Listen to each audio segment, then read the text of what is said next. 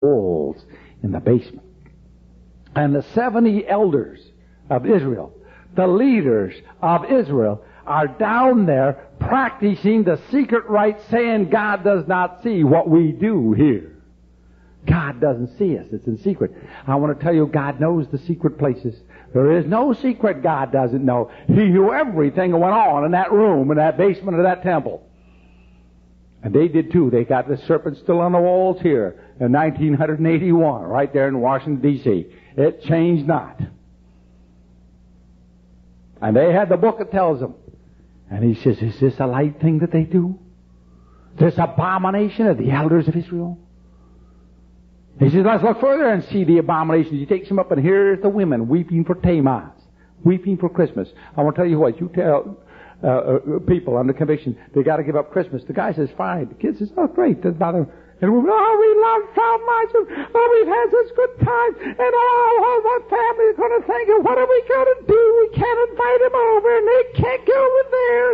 And the women have a terrible thing with Christmas. They really choke up on that one, weeping for Tammuz. And it says, look what they do. They put the sprig, the evergreen, to the nose. Is that a light thing, God says to Ezekiel, that they do? He says, look further. Here are the 24 elders with their back to the temple, facing the rising sun. Facing Baal with their back to my temple. And then he sends the writer the inkhorn, and the four, and with the slaughter weapons in their hand. And he says, put a mark in all of Israel, of all of those who weep for the abominations that they do here. And all who do not have that mark on the forehead, slaughter, slay everyone. Show mercy to none. And start with those 70 guys down to that temple. Get them first. Well, that's what God thought of it. Oh, but God is just a forgiving, good old daddy boy. Just kind of goes along with everything, doesn't he, huh? You haven't read his book. Vengeance is mine, saith the Lord, I will repay.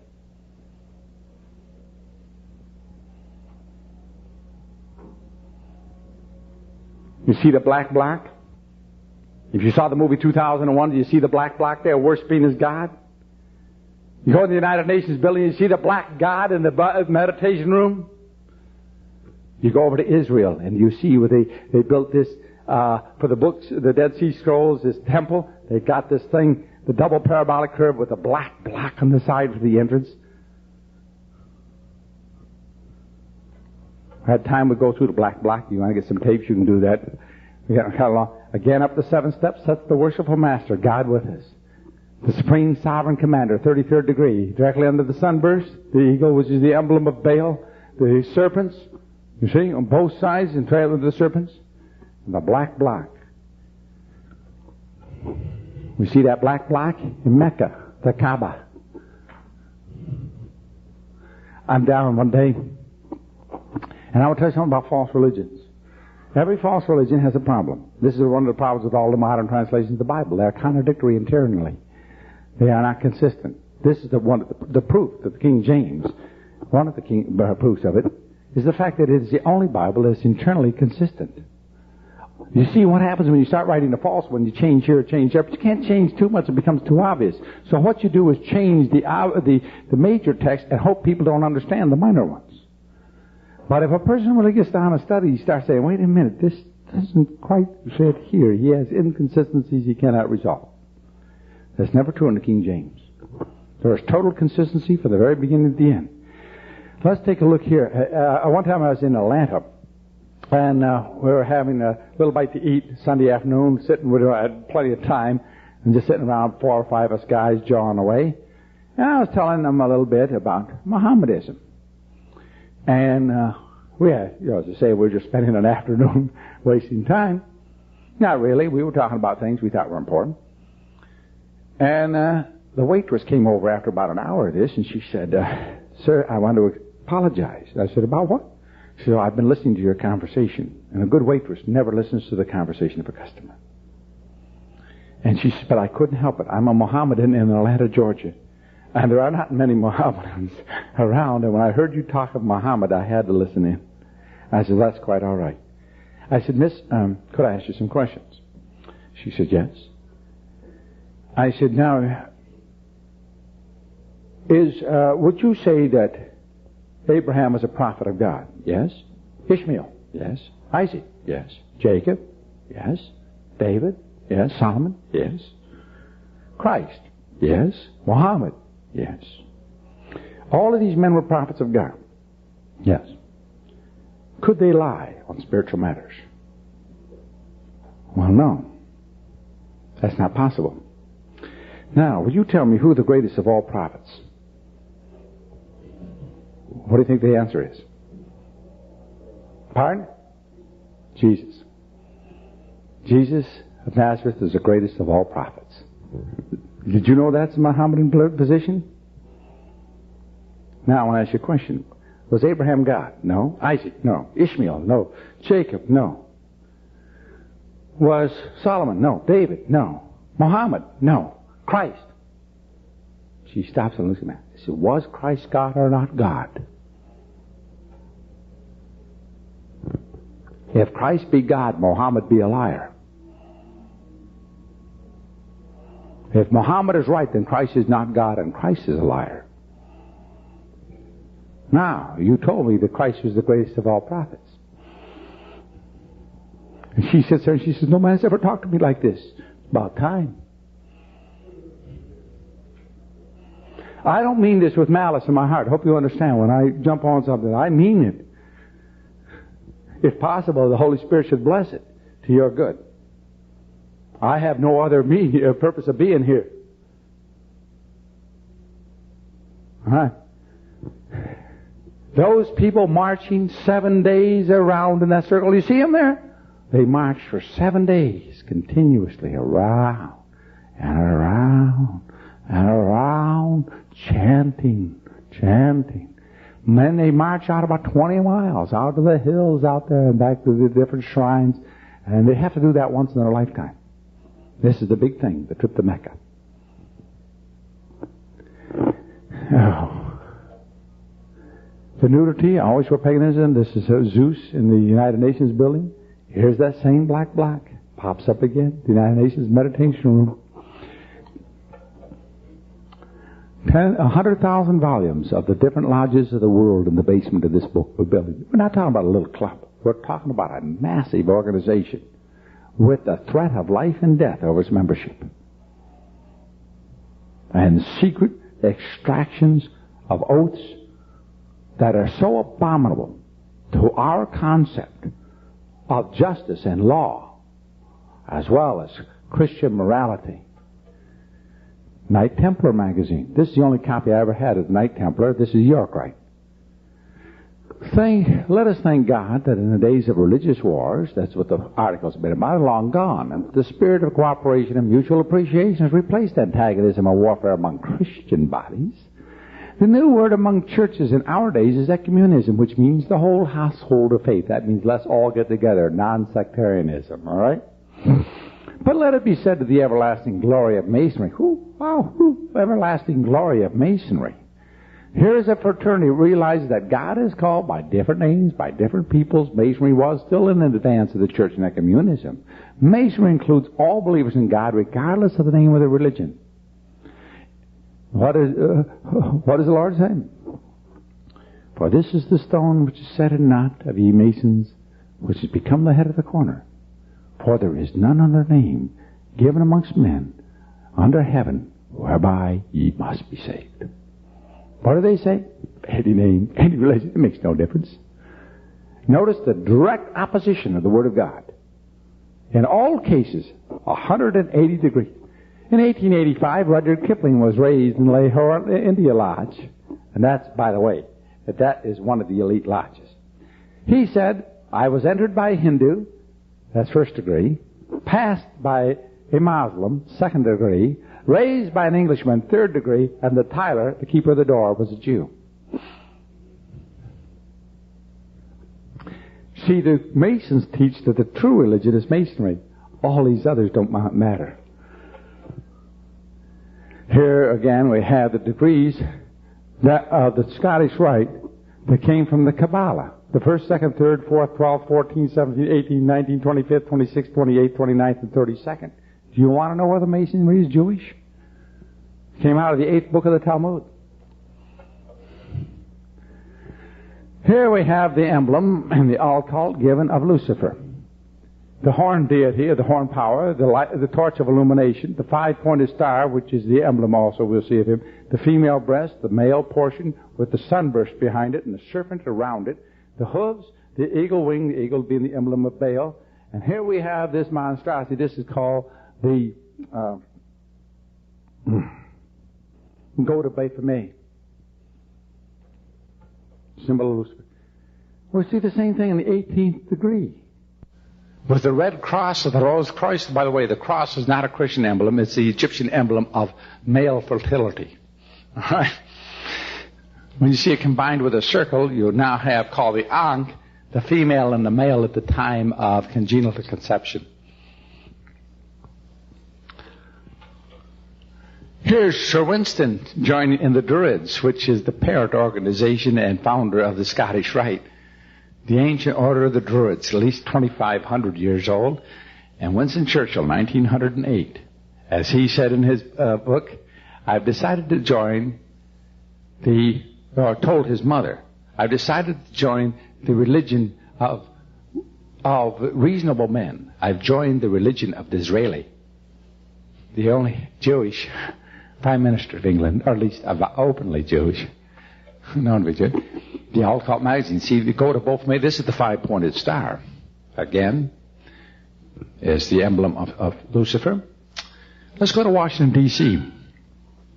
Here we have the capital of the United States. Here's the Capitol building on Capitol Hill. Notice the lawns laid out and the 2 horns, the torch, the goat's head, the beard, and the compass, the ark, and the pinions. This is just a straight map. This is a standard old street map. No? Washington, D.C. This is the same street map. I just blew this part up here for you. Let's take a look at here. Here we have the horn, the beard, and in the beard, the White House. Coming out of the White House, we come down here to the woman, the leg, you see? And the male shaft of Washington sticking in that portion. We go to the American Tobacco, or the Alcohol, Tobacco, and Firearms Division of the Internal Revenue Service. And we'll notice something about this badge, which is on all their material. The badge number is 666, the mark of the beast. All right? The sunburst, the eagle, Lucifer, the hoodwinks, both corners, the square, the key, and the balance scale of works. Salvation by works. Let's take a look at your federal income tax. It's 1970 edition. I thought this was kind of interesting. Let's take a move in on the center of this and take a look at the top of that. What do we see? Now let's take a look and see what we see here. We'll turn that sideways. The goat of Baphomet, the horn, the torch, the goat's head, and the goat's feet standing on the shaft. And the sunburst, and the male phallus below that. Let's look in the corner. We're still on the same little particle. We see the emblem, the acacia leaf that marks the Lucifer's mark, the branch, that leaf that's thrown in the mason's grave in the claim of the body.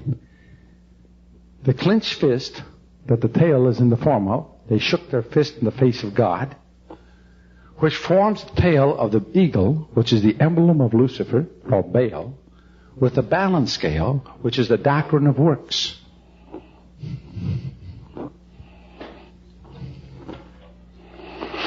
We see things like this yin and the yang.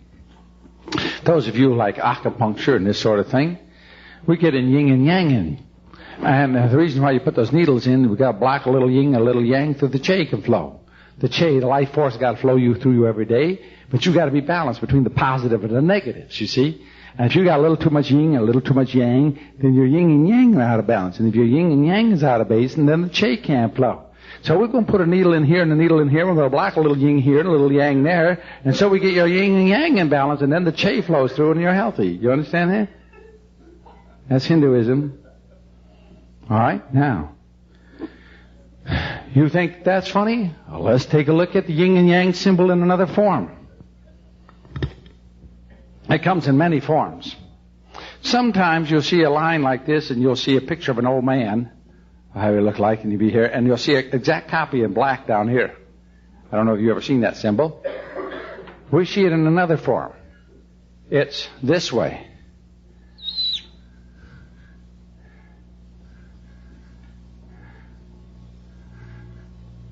It's not going to come out quite right, but you're going to have to bear with me because I've got some problems here.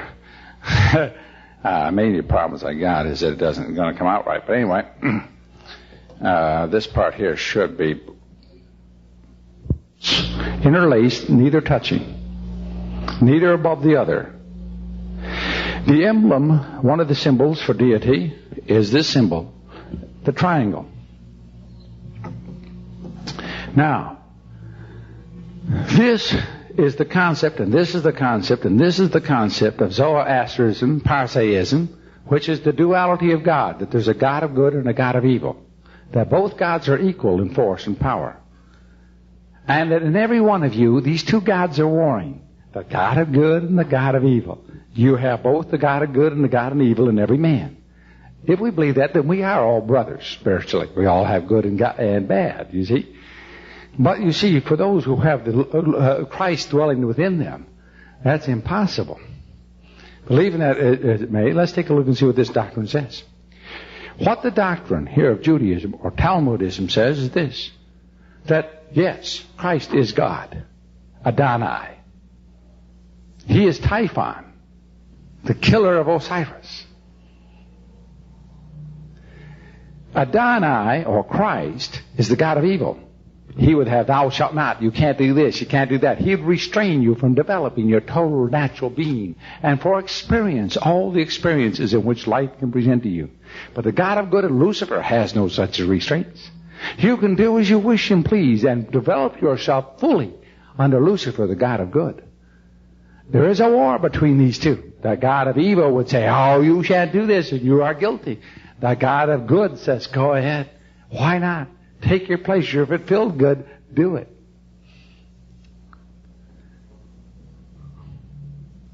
That's the doctrine of Judaism, of Zoroastrianism, the two godism. What does the Bible teach? Lucifer would be like the Most High. What's the problem with Lucifer? He isn't. If you got to run for the office, you haven't got it. Lucifer's big problem is he wants to pretend to be God and he isn't. And there's a big problem. He can't admit he isn't, or otherwise, if he runs for it, he's got to admit he's not. He's got to pretend to be. And therefore he is a deceiver. And he claims equality, but he has not. He's got a problem. He has limitations. Christ has none. But this doctrine is, this is not the seal, by the way, or symbol of David, the sign, what do they call it? The Star of David. That's not the Star of David. Look in your dictionary. What is in the Oxford Dictionary? What is it listed as? The Seal of Solomon. Why do they change the name? Why is everything concealed and never revealed? You see, these religions are all the same. Now, let me give you the doctrine and philosophy of the religion for just a minute. And by the way, I'd like to suggest to you, for those of you who want to do a very excellent study by a person who is most learned and very is a book which is I Will Be Like the Most High, a set of tapes by Elder Conrad Gerald. And I am a little concerned. He has another set here which are super, and it's called God, Satan's Secret Orders, in which he first goes through philosophy. His background is philosophy. And he goes through the philosophy class. And he goes through the arguments of the existence of God. And then he will prove the existence of God from the point of view of philosophy. And then he will go through the nature of Lucifer, Satan, and his program. And then he will go into the secret orders. Very excellent if you want to get a view of much more depth than I'm going to be able to give you here today on these subjects. And as I say, he's well read in it. And one of the people in this world I feel have one of the keenest minds. And Conrad Gerald, in my estimation, is the finest scriptorian in the world today. I'm not saying there may be a better one. If so, I don't know of him. You know, as far as I know, he is the best. And one day I was talking to one, a very excellent preacher who hates Conrad's guts. And I know the reasons for it, but anyway. And we're driving along, and I said, I knew how he felt about Conrad. And he just can't get over it. And I said, well, I think Conrad is one of the finest scriptorians that I know of. Certainly one of the leading scriptorians. He looked at me and said, trouble with Conrad, he is the world's best. And you know why nobody likes him? We know it. You can't get in a discussion with him and win. He doesn't beat you down by argument. It's just flip with me, flip with me, flip with me, rate it, rate it, rate it, rate it, rate it, rate it. You name the subject. Let's start out. Here. 27 places in the scripture. 1, 2, 3, 4, 5, 6, 7, 8, 9. You never saw a mind like this. Like a machine. It's the only thing he's good at. He can't earn a living. He couldn't turn a screw. He can't get a nut on a bolt. But when it comes to that book, every other thing he's absolutely incapable of doing. I've never seen a man. God does this with his people. He just makes it. He's tried to do everything else. He can't do it. There's one thing that he is called to do, and that is to know that book. I was out in California one time with one of the top so-called Bible scholars who's been lecturing for 60-some years. He's in his 80s. One of the sweetest, most lovable men. Sweet, lovable, and my friend for years, every time he talks to me, you know. Well known. Well, we were going out there, and Conrad was traveling along with me on a trip. And I had this little plane we're flying through. And so I picked up these couple of preachers down in Los Angeles, and we were going up to talk to him on it, because they wanted to talk on this doctrine of premillennialism with me along. And I told Conrad, I said, look, let's not get into any arguments. We just go up there and be sweet, smile all day. We'll come back home. It doesn't really make any difference anyway. No use getting in a hassle with these people. They're not going to change, and we certainly know better, so let's just leave it go.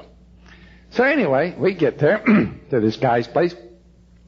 All morning, lunch, everything, just sweet talk of everything but the Bible. He just kept them one nice story and a nice story, and just lovely.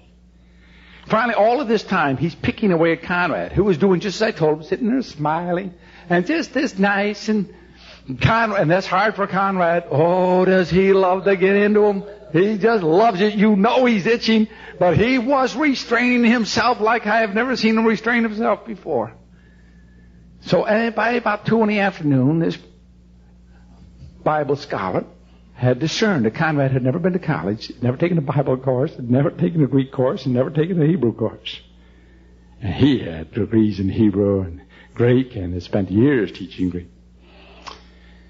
So after a while, he's starting, because he's fishing with Conrad. I know he's fishing, and Conrad's holding off real nice.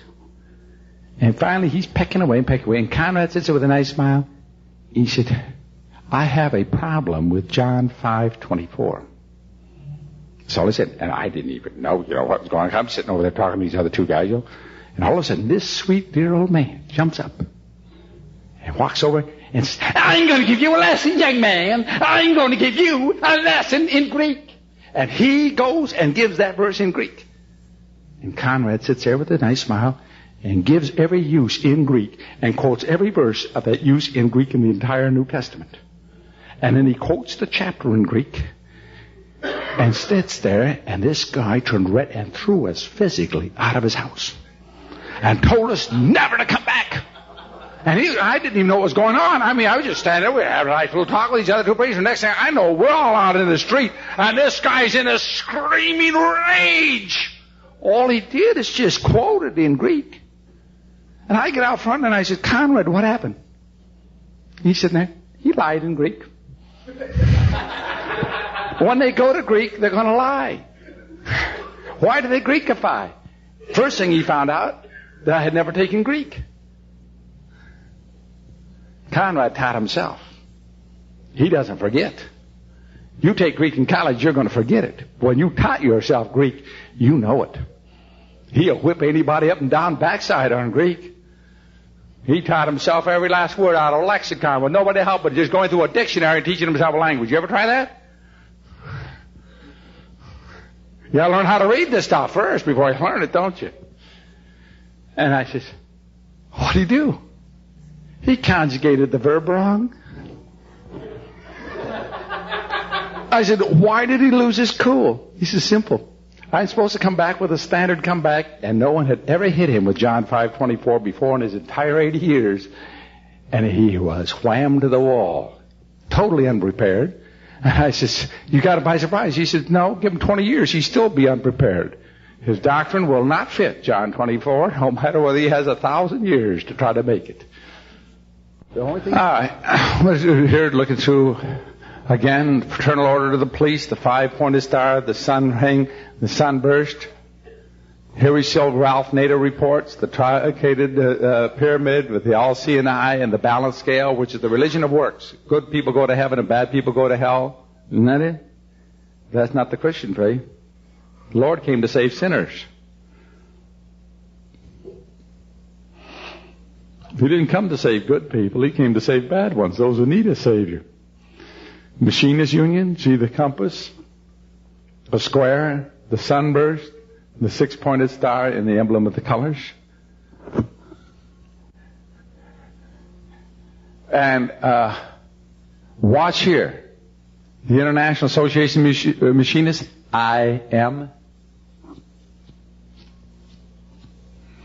I am is Jehovah, the name of God. This is in Versailles, Louis XIV, the Catholic monarch of France. See here in his private altar, the all-seeing eye, the truncated pyramid, and the sunburst. This is in the Vatican. This is Peter. Did you know this is the fisherman Peter? Do you see him there? They kissed the toes right off of this piece of granite. Now, what is that sunburst behind his head? Pick up the Vatican literature. Know what it tells you? This is really a statue of Jupiter in which we converted it and call him Peter. The Vatican admits that this was the statue of Jupiter.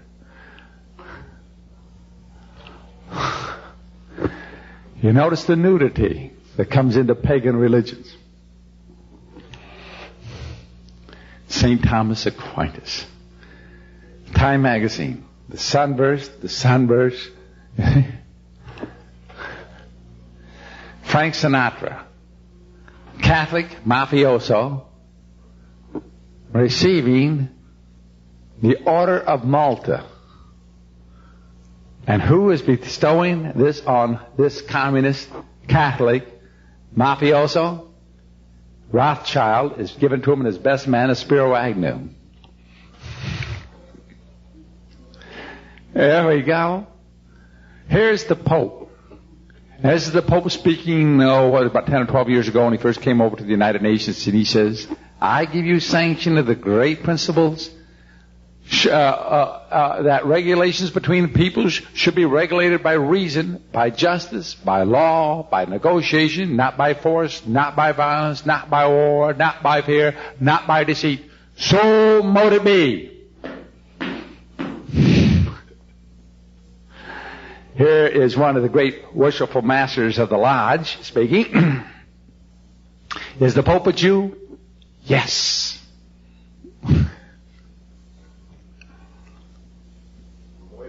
Way back. He is the leader of the Hellenic Pharisee cult. He is a Pharisee of the Pharisees. Is he a racial Jew? Who cares? Is he a spiritual Pharisee? Amen. Hardcore. He didn't get there if he wasn't. I'll guarantee you. Now watch something. Did he say that the relationship between people should be regulated by God's Word? By the declaration of an insolvable... Watch what he said. The relations between nations should be by reason, Gnosticism, by justice, by law, by negotiation, not by force, not by violence, not by war, not by fear. Nothing to do with God in there at all. All right? Notice the whole absence of that a little bit. allow us to congratulate you on having had the wisdom to open this assembly to the young peoples, to the states which have recently attained independence and national freedom. Their presence in this hall is proof of the universality and magnanimity which inform that principles of this institution. So mote it be. You know what I mean by so mote it be? And every prayer in the lodge ends with, so mote it be. We all stamp our foot 3 times. All right? I wondered if they all stamped. I don't have. If you think about it, whether all of those people and those delegates stamped in the United Nations when he gave the prayer end. Let's go to the Vatican. Here in the Vatican, we have Baal's shaft. But this Baal's shaft is a particular one. This was the shaft of Nero, Emperor Nero's shaft, which came out of the Circus Maximus from across the river over near the Villa de Malta. Now, that shaft is a one-piece stone and was hauled across only 300 years ago and set up there between the female legs, that's what that is to represent. And we have around here all these small obelisks, and down here we have an avenue all the way to the river of obelisks on both sides, a whole avenue of obelisks. I don't know how many, there must be 40 of them. Big obelisks all the way down to the river. That looking down on the top of this, you'll see that this building is laid out in the shape of a goat's head. This shaft, Nero is the one who used Christians for torches in the gardens during his parties, as he put pitch on them and had them lit around his garden to light it up at night. He killed his own father, his own mother, his own wife, and his own brother, besides being accused of burning down Rome. Let's go into this humble preacher's little office. Here we see, back here the sunburst, the sunburst, the sunburst, the sunburst, and up 7 steps like all worshipful masters sits the worshipful master with his crown on his head, the Dagon crown of the fish god. And on that crown it says, what is it? Deus Fidelis Deus, let's see. Vicarious Fidelis Deus, isn't it? Substitute Son of God. And if you add up the letters, which in Roman language, of course, are also numbers, you come up with 666.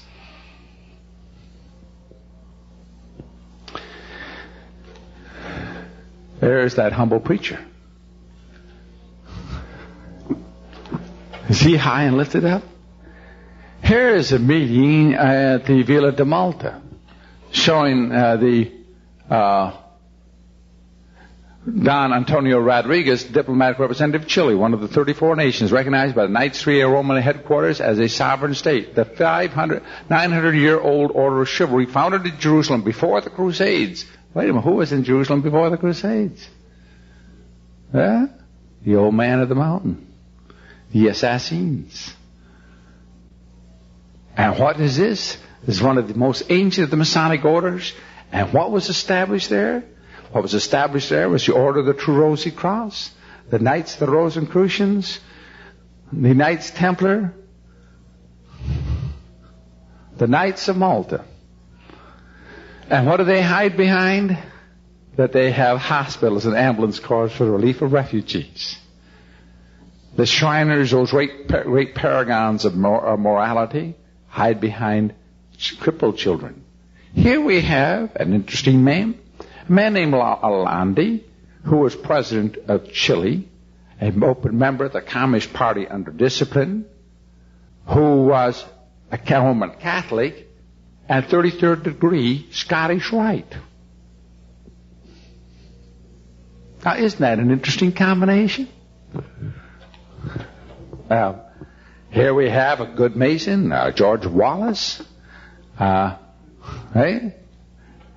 Here we go, whichever way you want, you got the same thing. Let's go back to look at Egypt a little bit, these caskets. Here is a casket, very elaborately done, beautifully preserved. And as we look at these caskets, we will see that these are not just a casket, but it is a scripture. This is this is the scripture right here of all pagan religions. We'll get to it in a minute if we have it right. There's Anubis, jackal god, the eagle of Baal, and so forth. But it's all over. We'll see these all on the reliefs, on the walls. And again, let me see if I have a better copy. We'll go back here. Hey, where'd that come from?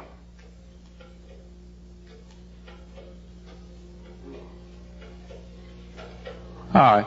Well, we have this relief and another one, which is the same thing as on the casket, the same one as the last relief, only different drawings. These things are repeated everywhere, in all the tombs and all the caskets. We'll look at it in just a minute. We'll look at this one. It may be a little easier to see, is the only reason. It doesn't make any difference which one we have. Here's Osiris, supposedly, the sun god, with the crozier and the whip. The whip for punishment and the crozier for mercy of the shepherd. Here we have the lion, and whose grip one is laid in the newness of life. Here we have the souls that are waiting to be judged. Here as we have is the one now presently being judged, prepared by the Hierophant. Now what does the person who's going to be judged do? He gives the grand hail sign. In the Second World War, I've got a lot of pictures of this. You see these German soldiers coming out with their hands behind their head, their hands up shaking and coming out forward. Then you see the officers coming out, nicely dressed, with a smile. All the officers of all the officer corps of the world belong. In the Second World War, I've got a lot of pictures of this. You see these German soldiers coming out with their hands behind their head, their hands up shaking and coming out forward. Then you see the officers coming out, nicely dressed, with a smile. All the officers of all the officer corps of the world belong to the Masonic orders, and that grand hail sign must be recognized no matter what the order. When those Nazis walked out there with that grand hail sign with that big smile on their face, they said, those dummies got slaughtered. But we're all in the club, boys. Those little privates are shaking in the boots. Those officers had no such problem. They were in what's called the Ring Knockers Club. Anyway, what's happened here? The balance scale. We keep seeing over and over again. All pagan religions are based on works. Good works outweighing bad works. What you do in this world is going to determine your eternal destiny. That the creature by grace, through faith. Now, not of works. These religions, and here in the hand we'll always see the Ankh, the circle with the cross, the female, the male, the symbol of life, the symbol of Lucifer. You see all these male and female symbols today, and see the kids wearing the Ankhs around their necks. Ankh is a verb in the hieroglyphics. It is a verb of to live. All right? It is the verb of life. The bottom part is the male reproductive organ. The top is the female. Anyway, these works are written down, and these souls are being judged. And, by the way, we should have Anubis, the jackal god. The jackal god, you see, in the Valley of the Dead has been ruled for 2,000 years by jackals, which roam around in the Valley of the Dead. It's the only thing that lives over there. All right, now we go and take a look here. This is in a Roman Catholic French newspaper, translation into English. And I'll just quote this. This is a translation in the French Catholic newspaper of a La Maison, the Masonic, French Masonic, an article in the French Masonic magazine, all right? Translated in English. You got, anyway, it comes out somewhere. We, for traditional Freemasons, are taking the liberty to paraphrase and transposing this word from a famous statesman, which we adopt as circumstances. Catholics, Greeks, Protestants, Israelites, Muslims, Hindus, Buddhists, freethinkers, free believers are among us mere Christian names. Our family name is Freemasonry. What they're saying is all of these aren't really anything. The real religion is Freemasonry. And behind each of these things, and notice what they have interesting here. Catholics, Greeks, Protestants, Israelites, Muslims, Hindus, Buddhists, freethinkers, free believers are among us mere Christian names. That's true. Our family name is Freemasonry. That's true. Notice there's one religion missing in that list. The Christian religion.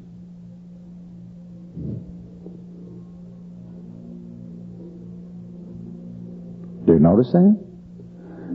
They've got in there Catholics, that's not Christian. Greeks, that's not Christian. Protestants, that's not Christian. Israelites, that's not Christian. Muslims, that's not Christian. Hindus, not. Buddhists, not. Freethinkers, not. Free believers are not. They're right. All of those are the same thing. They're all say that a creature by an act of will can reach divinity. That you do certain things, perform certain rites, have a certain prayers, pay certain monies, do certain good works, and your good works outweigh the bad, and you're going to go to heaven. Well, that is not what the Bible teaches, I'm afraid. Since Freemasons want all religions to have something in common, which will be considered more important than doctrine. By their doctrine we shall know. By doctrine. By every word of doctrine. These people are not interested in doctrine. This common something which will have to be experience. We're not going to give them doctrine. We'll give them experience. I know what I felt. I know I had an experience. And that is the religion based on it. An experience. Not on doctrine. A direct contact with divinity. This experience will be said to be more religious and more important than doctrine. What did Paul say? If an angel comes from heaven and preach any other gospel, the gospel hear and preach, how do I know what gospel is without doctrine? Shall be accursed. How am I going to tell? But by doctrine. Here we have the Sovereign Imperium of Mysteries, the Brotherhood of the Illuminati, the Order of the Illuminati, the Pre-Nicene Catholic Church, the Order of the True Rosy Cross, the Pre-Pansopic Rite of Misrim, or Masonry, the Order of Rites of Misrim, and the Charitable Order of San Raphael. This is the consortium of the mystery religions headquartered in England, and the only two places I know where you get their material is in London, England, at the Frosius Lucius, that's the fraternity of Lucifer, or Brotherhood of Lucifer, and their offices in the United Nations in New York. All right? Interesting where the places are. But anyway, let me read this. This light is kind of poor here. The Brotherhood of Illuminati. Maybe it's better over here. Maybe it'd be better if I got my glasses on. Can we turn off this front row of lights? We've got too much light on in here. That's our main trouble. You can't read it neither. Yeah, I can't. Somebody's gone to. There we go. You found something? There we go. Oh, boy, that helps an awful lot. Huh? The Brotherhood of Illuminati is universal in the true sense that we have no dogma, no creed, no fear, no false claims, no explanation of spiritual things, but seek to serve God and man by service. Sounds just like out of a blue book. The Birch Society, doesn't it? We make the claim that unless we serve man without the thought of creed, sect, race, or color, it is impossible to reach that state in which we would aspire, and we therefore invite all people to join us in us to work for the restoration of the true brotherhood. Remember, we're going to restore something now. Let's see how this true brotherhood, since brotherhood is a reality in nature. See how it starts out? Since brotherhood is a reality in nature, an assumption. Is it true? No, it is not. False assumption will lead you to a false conclusion. What's the first thing a Mason will tell you? Oh, we're all brothers. No, we're not. I'm not his brother, spiritually or physically. I deny that. We must seek this in the spiritual sphere, and to realize the concept that we must seek to reach the spiritual reality, the Christ consciousness, Christ reality, whether Muslim, Buddhist, Hindu, within each and every one of us. We're going to reach the Christ consciousness, whether Buddhist, Hindu, or Muslim, in each and every one of us. Now, at first, that kind of seems rather strange, doesn't it? Until you understand what they mean by Christ consciousness. That means you discovering that you are God. You are Christ.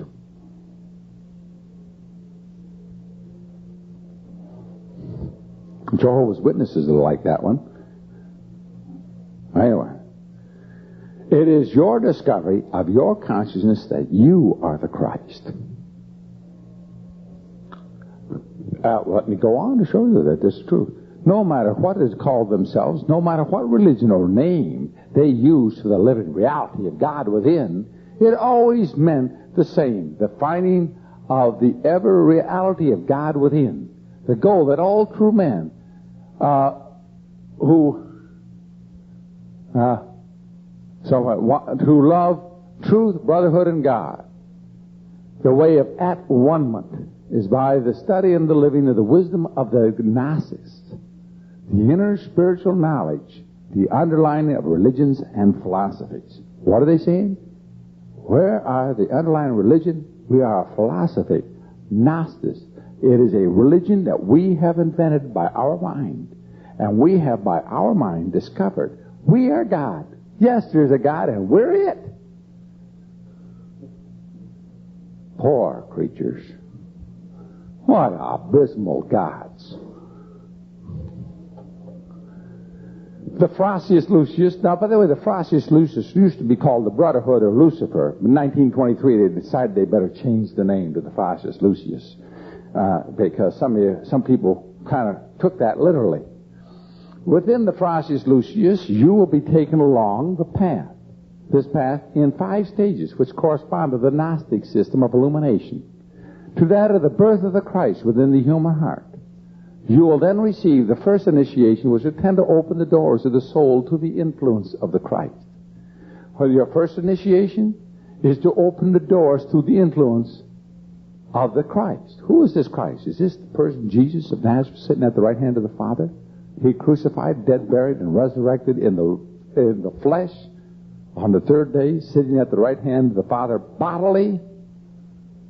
No, this is something entirely different. In the next initiation, but notice how they use the words.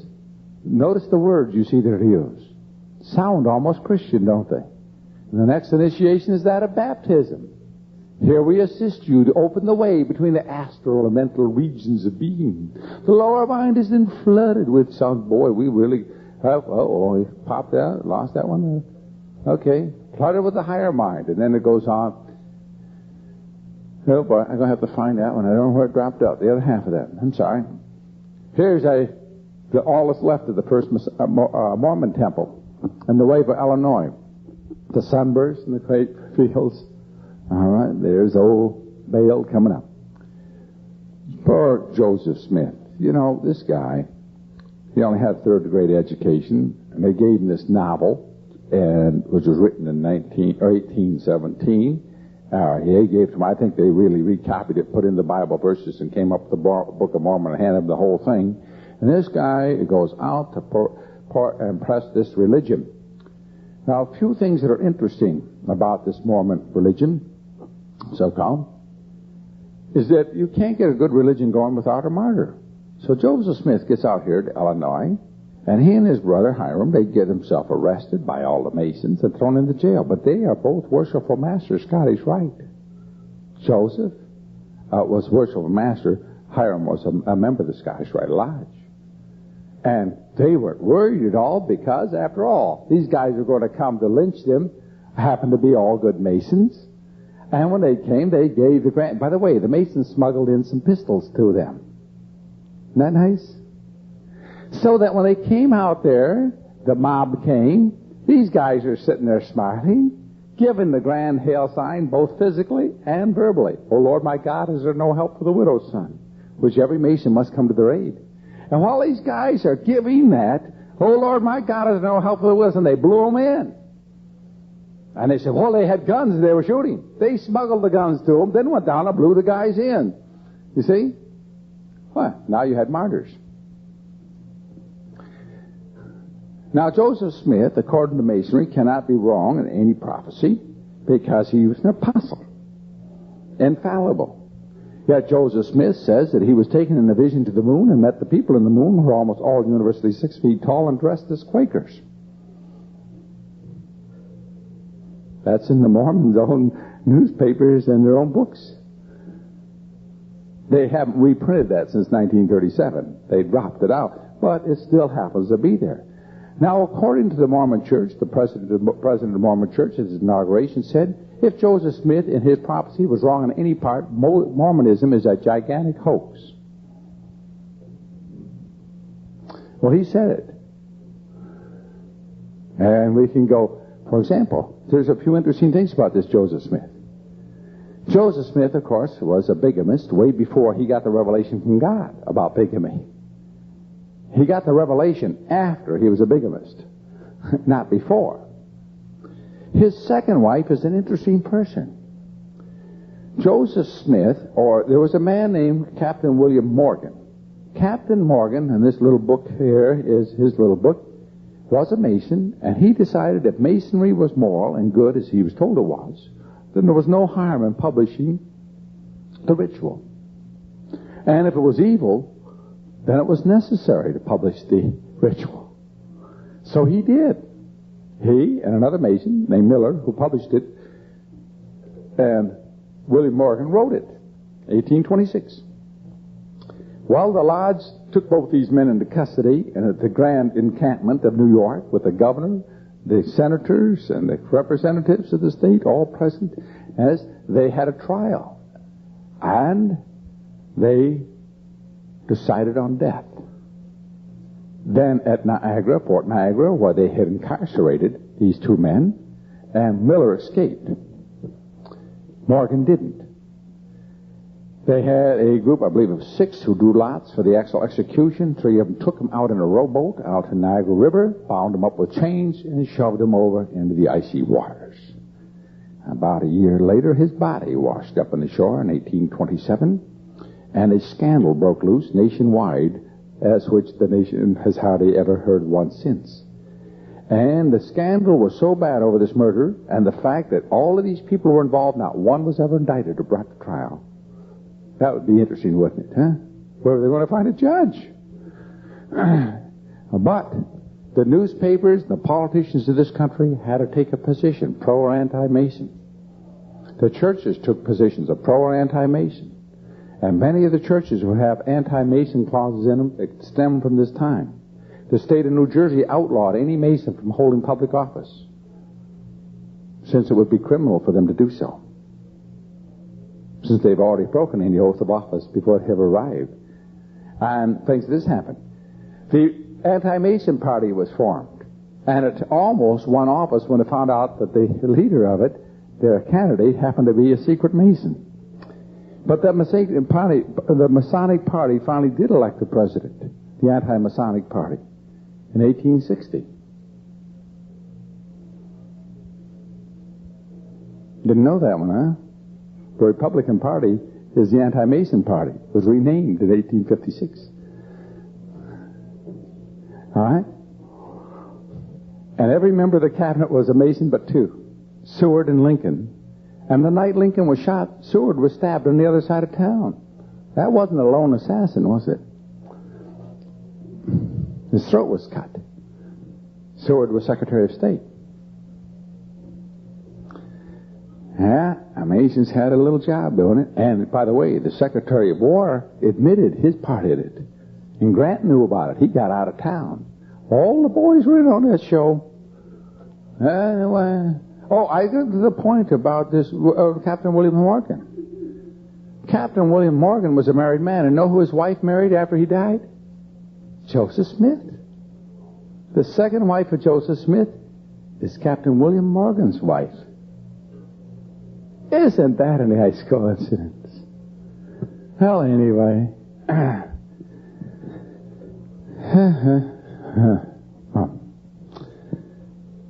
Here we find, I at a time went down to an encampment of the Klan on, what's the name of that mountain there? Stone Mountain, Georgia, right outside of Atlanta.